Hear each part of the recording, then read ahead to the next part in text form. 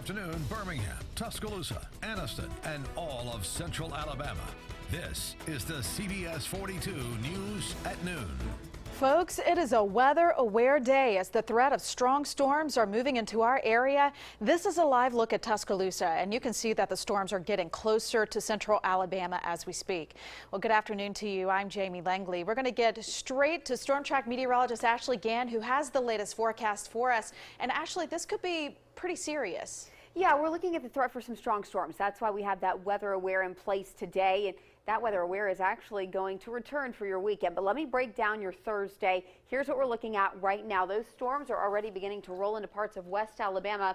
Heavier rainfall towards Tuscaloosa right now, stretching all the way up to Huntsville. Soaking rain back through Mississippi. So whereas this may start out as an isolated thunderstorm incident, it will turn into more of a flooding incident as we move later into the afternoon. You'll notice that this rain doesn't really show a lot of sign of stopping. So a little closer to home, I'm tracking these storms as they're moving off to the north and to the east. So keep in mind that we are looking at some showers, some isolated pockets of very heavy wind. So let me put a track on this right now as we are tracking these storms off to the north and to the east at this time.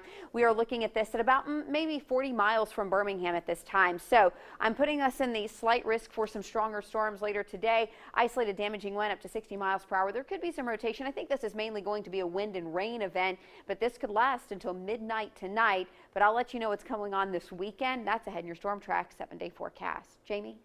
Thank you, Ashley. We'll check back in with her in just a few minutes. But in the meantime, it's just one day until Donald Trump is officially sworn in as the nation's 45th president.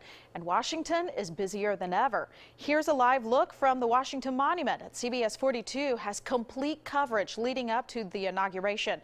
We've learned that Alabama Governor Robert Bentley will be attending the inaugural ceremonies, and President-elect Trump has already tweeted that his journey to the White House has already begun. The Trump team says that President-elect is still making changes to his inaugural address, which is expected to focus on the challenges America faces. Well, CBS News has learned one of Trump's first orders of business will be to visit CIA headquarters on Saturday. And again, stay with CBS 42 for team coverage leading up to Inauguration Day tomorrow. Well, just one day, again, until inauguration, and many uncertainties exist for public education and funding.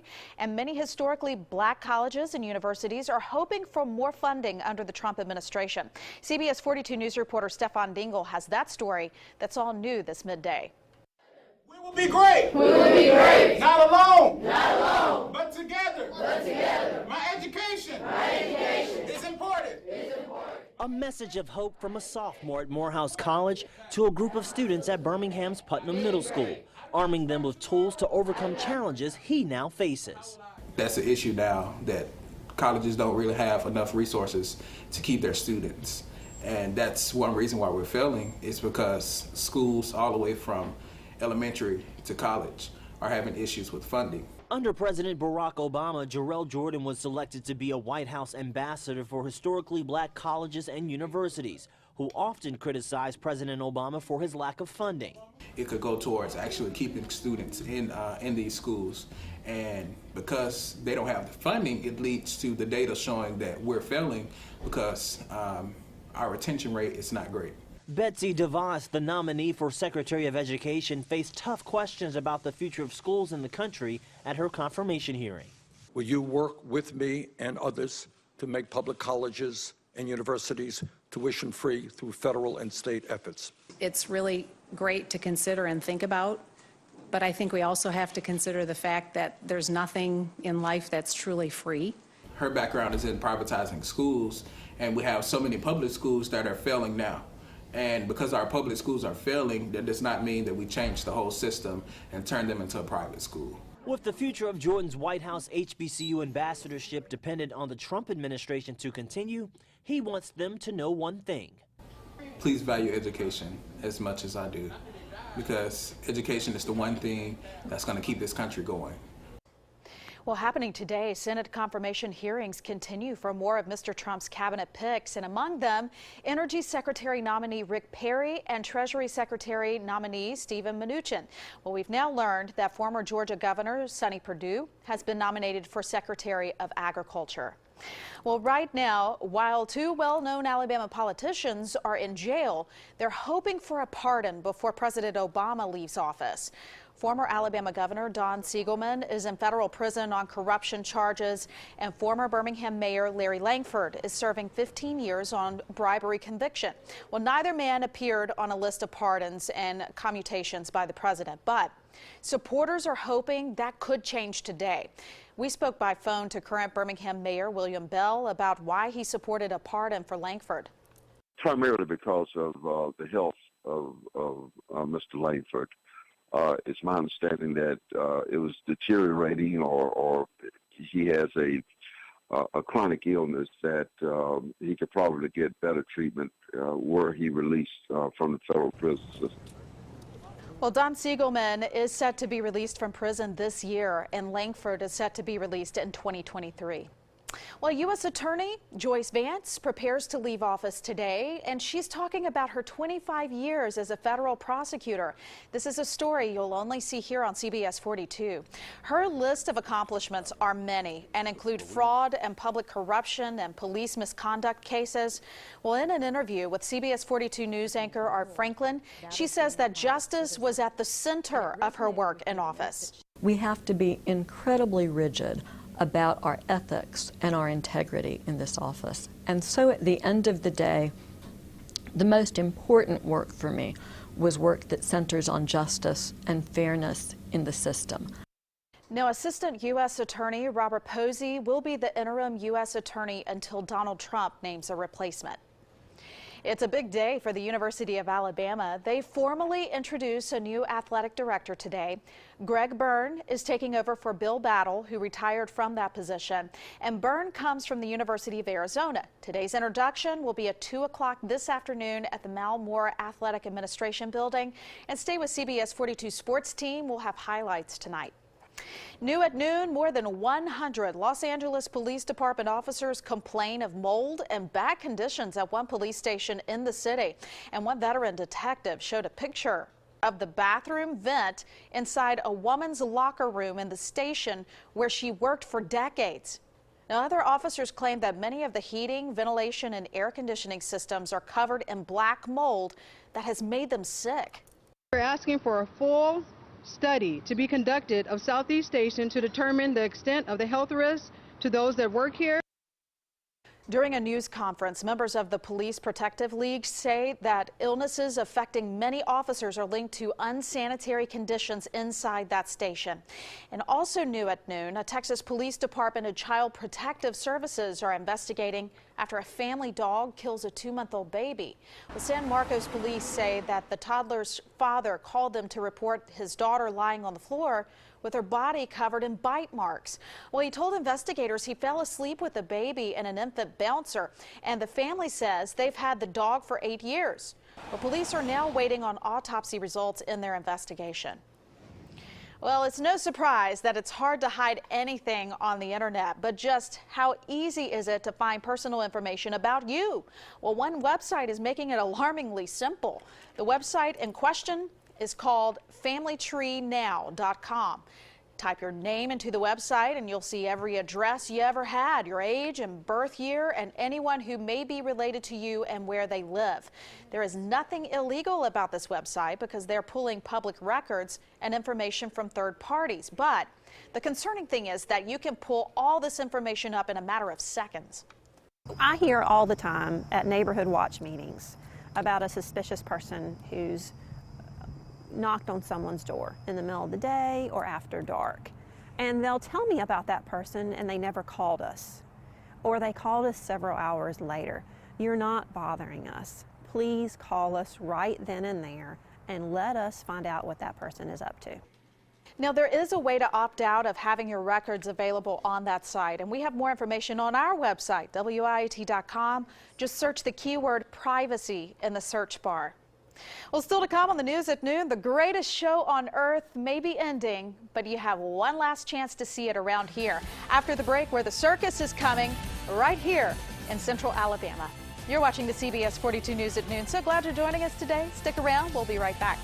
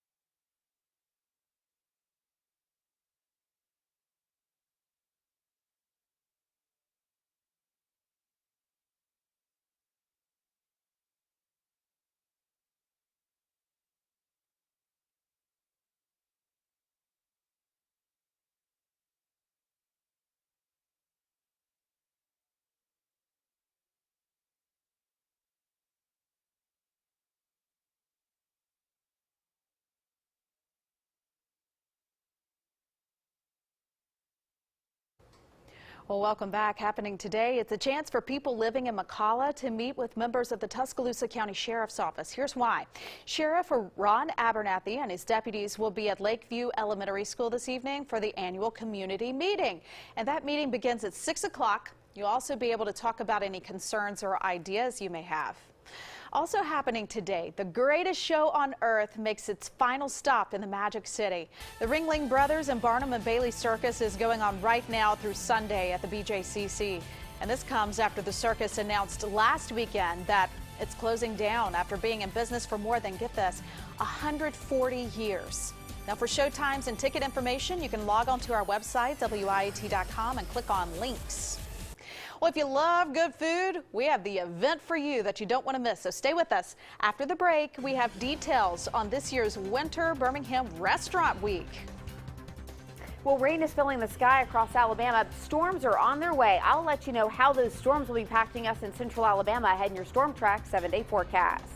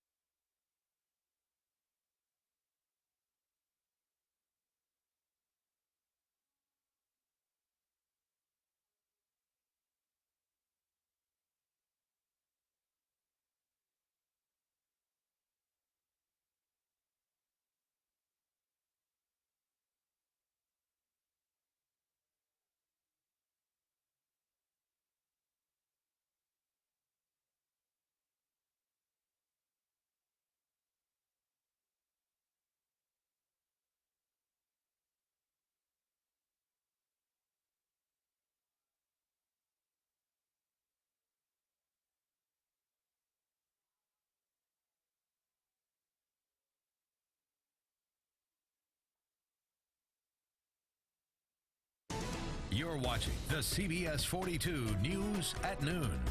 Oh man, well, we got this yellow sign behind us, weather aware today, and that means we need to take precaution. Yeah, that's right. Some showers now beginning to move into parts of West Alabama and thunderstorms at that. So we're seeing lots of lightning in West Alabama. I want to get to our radar right now where we can actually see where we're seeing some of that active weather to our west. But notice the line of rain stretching all the way back into Mississippi. So we still have a day full of wet weather. This is really just kind of the beginning, folks, until midnight tonight is what I'm going to be tracking. So here's a look at the rain and storms right now along Interstate 59 from Hattiesburg all the way up to Meridian. This is all moving into Alabama right now, and this will continue moving off to the north and to the east. Here's what we're looking at in Tuscaloosa. Some showers right now and some heavier rainfall all the way down towards Marion and Perry County, but things are pretty dry from Birmingham down to Clanton and east of I-65.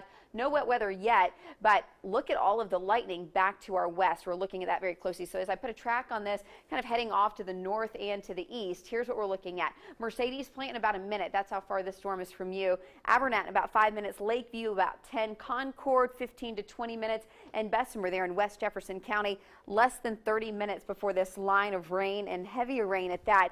And here's what I'm going to say, folks. Once the rain begins, it's going to continue. This isn't just a light pocket of rain. Even if there's not a whole lot of active weather, there's just going to be rain involved. So be careful and be mindful of that. If you're out and about today, try to get those plans in, especially if you live east of 65. You have a little bit of time left. Here's a look at Birmingham.